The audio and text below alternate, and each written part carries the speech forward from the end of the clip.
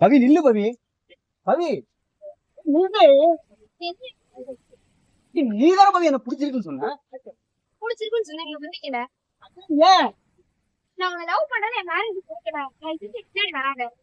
பவி அப்பா அம்மாவுக்கு பிடிக்கிறதா நீ அப்பா அம்மாட்ட கேட்டுல லவ் சொல்லுங்க. நீ கொஞ்சம் தான் சொல்றேன்ல. பவி பவி ப்ளீஸ்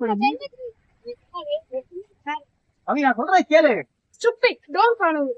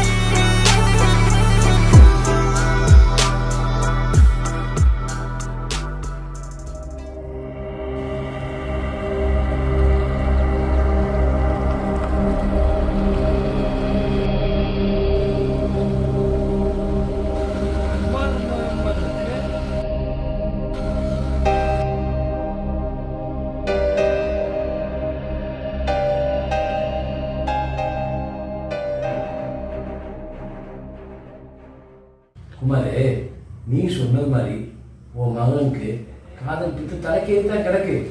ஆனா ஒரு விஷயம் புரிஞ்சுக்கணும், அவன் எந்த கெட்ட பழத்துக்கு ஆளாகாம இருக்கிறத நினைச்சு பெருமைப்பட்டுக்கணும். வருத்தப்படாத.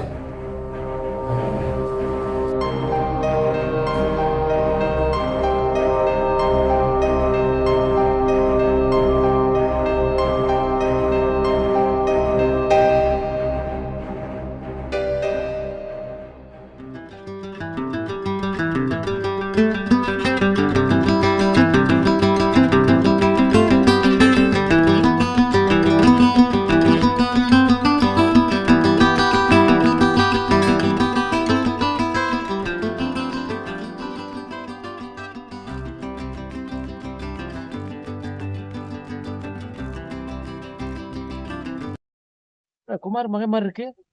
பரவாயில்லையே, இங்க அன்னைக்கு பார்த்த விட சரிட்டானே. குட், நல்ல இம்ப்ரூவ்மெண்ட். பரவாயில்ல, வெரி குட்.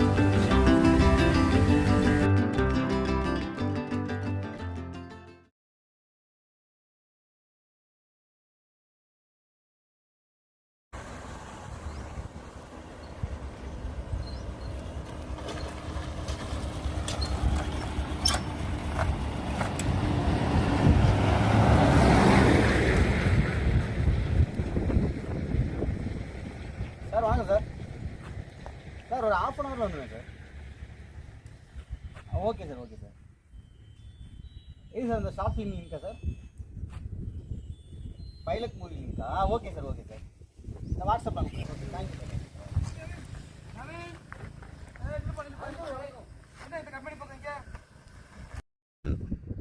பரவாயில்ல, காதல்ல தோத்து போனா கூட எந்த தப்பான முடிவும் எடுக்காம உன் பாட்டுல எப்பயும் போல ரொட்டீன் ஒர்க்க பண்றவாரு அதை பார்க்க எனக்கு ரொம்ப சந்தோஷமா இருக்கு. ஐயோ அங்கிள், நான் எதுக்காக தப்பான முடிவு எடுக்கணும்? என்னை காதலிச்ச அவளை நான் ஏமாத்தல.